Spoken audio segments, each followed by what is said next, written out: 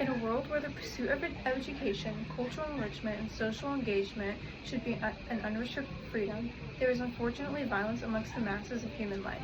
The fear associated with gathering out in public has been instilled in the residents of Florida. Within a societal framework where the inherent right to security should stand just as fundamental as any other, the unsettling prevalence of gun violence statistics in Florida has compelled us to address this matter with utmost urgency. Having lived in Orlando all my life, I've seen numerous individuals fall prey to the scourge of gun violence. As lives are continuously being lost, people are calling to action.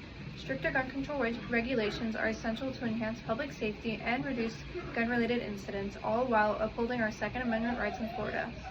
I will be addressing the hazards arising from these relaxed gun regulations, exploring individual countermeasures against prevailing violence, and examining the safety benefits for citizens of Florida and the United States. I will now delve into the implications of relaxed gun control measures on the residents of Florida. In the delicate balance of individual freedoms and public safety, the repercussions of lax gun control measures on local Florida communities unveil a complex narrative that demands careful examination. As we navigate through the intricacies of this issue, we confront the tangible effects of lenient firearm regulations on the well-being and security of our neighborhoods in the Sunshine State. In Florida, as reported by everystate.org, there has been a 15% increase in gun mortality rates from 2011 to 2020, contrasting with a nationwide figure of 33%. Notably, 62% of firearm-related deaths are attributed to suicides, a surprising finding also from everystat.org and several other sources. The Florida Department of Health recorded 1,987 suicides in 2022 alone. In contrast, approximately 36% of fatalities result from homicides, which include mass shootings, melee shootings, and intentional homicides. The well-being of our neighbors or even ourselves can be influenced by both scenarios.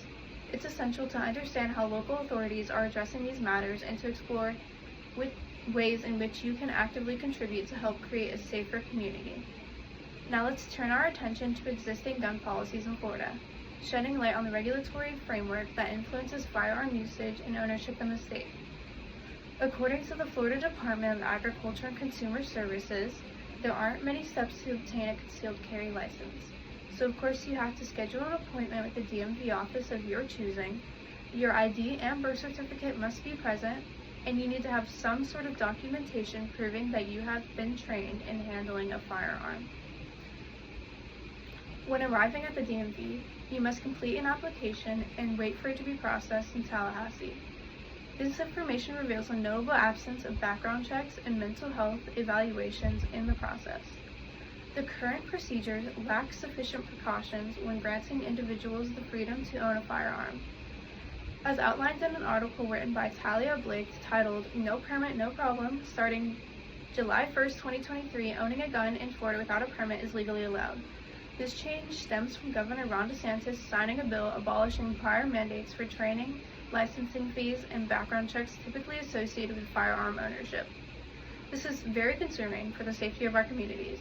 Yes, it makes it easier for everyone to be able to defend themselves, but it also opens up the opportunity for those with ill intent to cause harm to innocent people. These policies are not only extremely lenient, but also in fact, as of July 1st, there are no policies. Now, what can you do to help?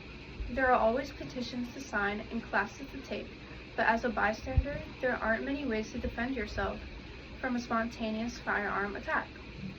So seeing these lax policies instills fear in the community. Having limited firearms can contribute to a heightened sense of safety, shielding individuals from potentially perilous situations. An article by PBS dated July 24, 2023 reports that a majority of young Americans harbor feelings of insecurity and endorse stricter gun laws. The article notes that many young people express a lack of safety both at school and in public places.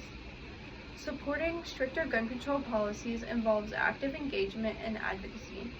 The best way to contribute to this cause is to simply stay informed about the policies in your area, understand proposed legislation, and educate others on the potential benefits of stricter gun regulations. Engaging in constructive conversations with friends, family, and community members can help foster a deeper understanding of the issues at hand. Additionally, participating in local and national advocacy groups that align with your stance on gun control provides a platform to amplify your voice.